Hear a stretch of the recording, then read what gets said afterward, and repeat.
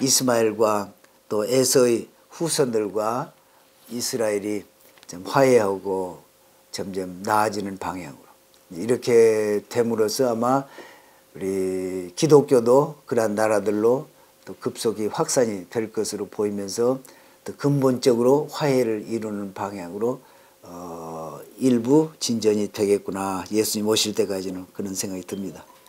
그 다음 12절에 보면은 100배나 이렇게 많이 소산이 난 것은 아마 여기에 처음인 것 같아요. 말씀도 30배, 60배, 100배 이렇게 말씀하시는데 여기에 100배의 말씀을 하신 것인가 그런 생각도 들지만은 그래서 그 사람이 창대하고 왕성하게 마침내 거부가 됐다. 심은 것이 100배가 됐으니 얼마나 참 잘 된 거예요. 이삭이 잘 되니까 거기에 있던 블레셋 사람들이 이삭을 시기를 하는 거예요. 이제 어려움을 주기를 시작을 하는데 이것은 꼭 유대인들이 그 뒤에도 당하는 그러한 모습이 어떤 전형적인 모습이라고 볼 수 있죠. 유대인들이 전 세계에 흩어져 살면서 왜 유대인들을 시기하느냐. 그것의 첫째는 그들이 성공하기 때문에 그렇다. 부자이기 때문에 그런 것이 아니고 자기 동족이 성공을 하면은 칭찬도 해주고 또 우리 가운데 이런 위대한 사람이 나왔다 그래서 자부심도 있고 하지만은 이 외지인이 여기 와 살면서 성공을 하면은 그 봐주기가 쉽지 않은 거죠. 그래서 유대인들이 참 지난 2000년 동안 가는 곳마다 많은 시기로 인해서 멸시를 당하고 어려움을 겪었다. 근데 여기 15절부터서 22절까지는 우물, 샘물 판 것에 대해서 얘기가 나옵니다. 그래서 랍비 얘기는 왜 이렇게 샘물 그거 별것도 아닌데 왜 샘물 판 것을 이렇게 자세히 이렇게 기록을 했을까? 에색이라는 이름이 첫째 나오고 그래서 에색이라는 이름은 말다툼이라는 그런 것이고 그 다음에 또 우물을 팠는데 그 이름을 신나라 이렇게 했는데 그것은 아주 원수같이 강한 표현으로 적대감을 나타내는 그런 이름이라고 그래요. 그 다음에 또 하나 파는 것은 르호봇, 공간이 넓은 스페이셔스니스인데 공간이 넓고 여유가 있는 그러한 샘물. 그래서 두 개는 팠는데 묻어버리고 또 팠는데 묻어버리고 이렇게 했었는데 셋째는 팠더니 그때는 다투지 않아서 르호봇이라 이렇게 했다. 그런데 우물을 파놓으면은 이제 거기 아비멜렉 블레셋 사람들이 왔겠지. 와가지고 이 샘 이것은 네 것 맞다. 여기에 또 굴 판 거 이거 다 네 것 맞다. 그러나 물은 우리 물이다. 요렇게 오늘날도 유태인들이 가서 핍박을 받는 게 그런 식이라는 거예요. 그래 두 번, 세 번 판 것에 대해서 이렇게 나온 것은 첫째 샘은 이 영적으로 깊은 것을 영적인 의미가 있다고 그래요. 그래서 아브라함은 그렇게 영적으로 깊은 우물을 팠다. 지금도 영적으로 얼마든지 깊은 물을 각자가 다 팔 수가 있다. 겉으로 봐서는 별거 아니지만은 그래서 이 우물물이 중요한 것이다. 그래서 첫째 우물은 첫째 성전을 가리킨다고 본다. 그래서 바벨론 포로 때 이게 파괴되잖아요.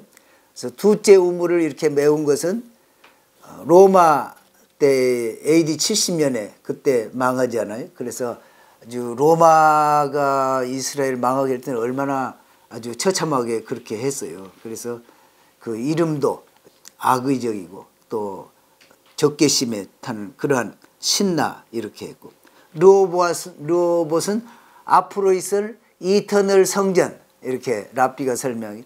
그러니까 앞으로 이터널 성전이 지어질 텐데 그 성전을 의미를 한다 이렇게.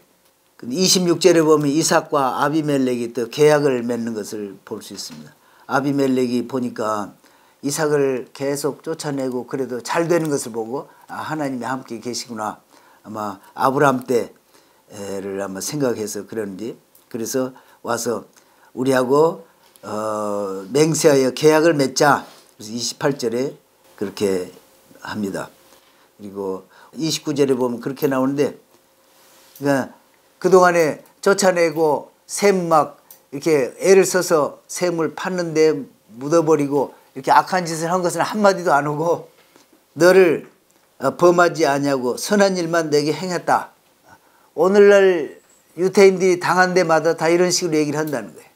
엄청난 일을 많이 겪었음에도 와서 쉽게 얘기를 하고, 그러나 유태인들 우리가 지금 가서 가까이 하려면은 너희들은 역사도 모르냐.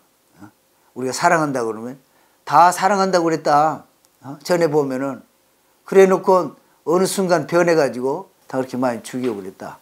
이런 식으로 지금도 그렇게 얘기하는 것을 우리가 듣습니다. 32절에 근데 그 떠나는 날 아주 그날에 특별히 떠나는 날 우물이 또 솟아 이렇게 나는 것을 볼 수 있습니다. 7 암양을 주고 맹세를 했던 아브라함의 그 계약을 우리가 다시 회상하고 축복하면서 그것을 잊지 않도록 해서 이름을 이렇게 부엘세바 이렇게 지었다는 것입니다. 그 다음에는 에서가 40세 해족속 딸과 결혼하는 장면이 그렇게 나옵니다. 그 다음 27장은 이제 우리가 잘 아는 대로 이삭이 에서를 축복하려다가 오히려 야곱을 축복하고 하는 그런 장면이 나옵니다. 주석에 유태인이 쓴 그 주석에 보면 이 장이야말로 이 챕터야말로 토라에서 가장 크루시얼하다고 그러는데 결정적이라고 할까. 그리고 아주 또 신비적이다. 미스티파잉. 아주 크루시얼하고 미스티파잉은 그런 챕터다. 이 토라 전체에서. 왜 크루시얼하냐. 지금 이삭이 에서를 축복하느냐 야곱을 축복하느냐 이것은 그 에서나 야곱이 하나님의 택하심을 받는 백성이 되고 그 후손들이 하나님의 백성이 되는 결정적인 그런 순간이 되는 것이다. 그렇기 때문에 이것이 아주 크루시얼하고 또 어떻게 경건하게 그렇게 의로운 사람이 야곱을 몰라보고 야곱을 몰라보고 에서인 줄 알고 그렇게 축복을 하느냐.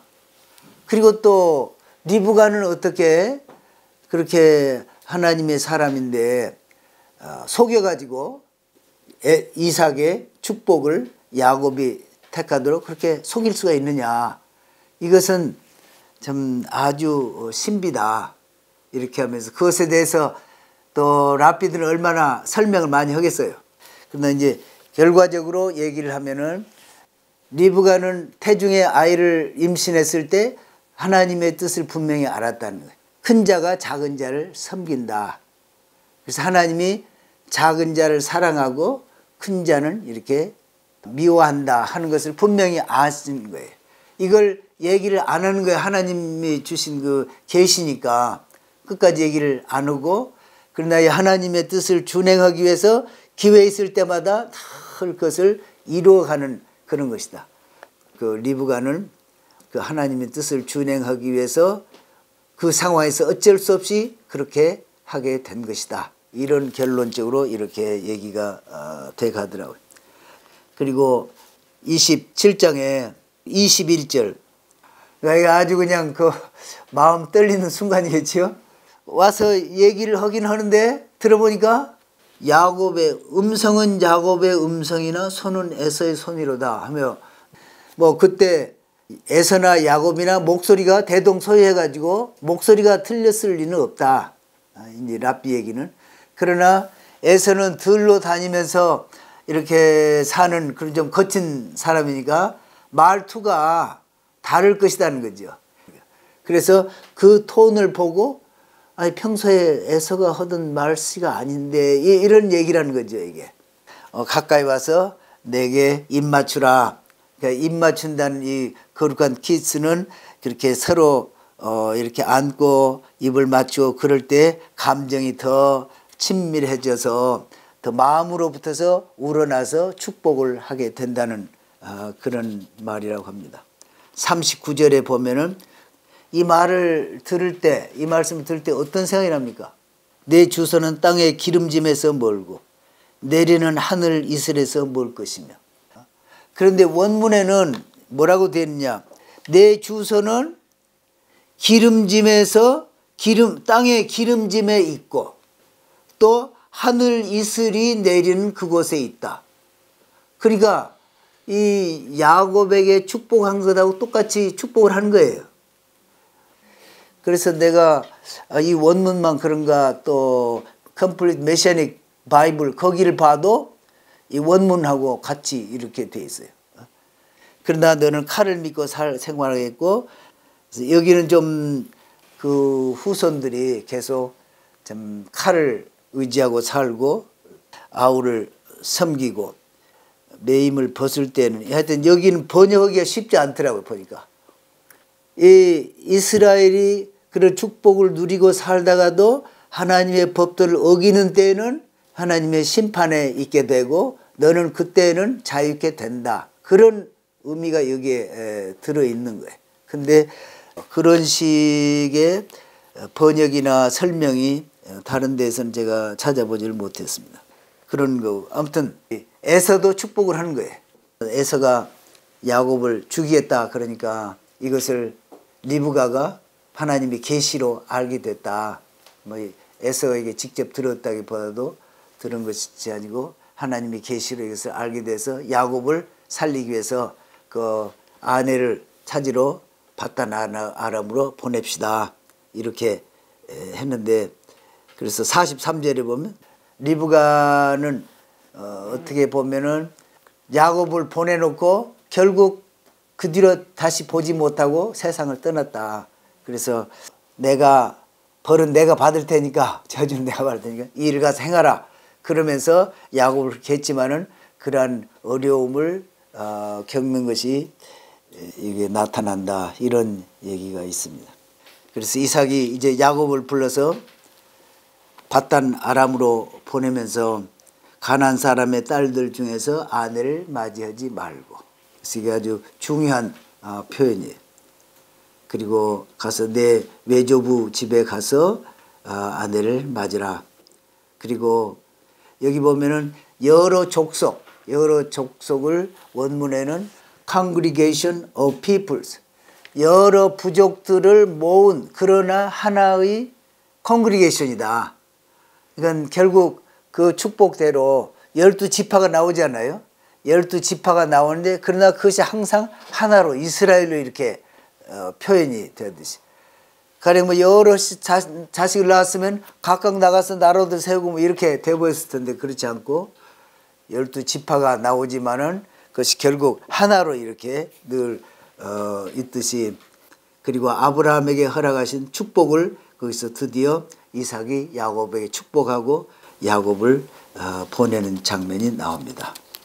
야곱을 외조부 집으로 보내서 바단 아람에 가서 아내를 택하게 하시는 것을 보고 에서도 이스마엘에게 가서 느바요의 누이 마할랄을 아내로 맞이하는 것으로 끝내고 있습니다. 이스마엘과 또 에서의 후손들과 이스라엘이 좀 화해하고 점점 나아지는 방향으로 이렇게 됨으로써 아마 우리 기독교도 그러한 나라들로 또 급속히 확산이 될 것으로 보이면서 또 근본적으로 화해를 이루는 방향으로 일부 진전이 되겠구나. 예수님 오실 때까지는 그런 생각이 듭니다.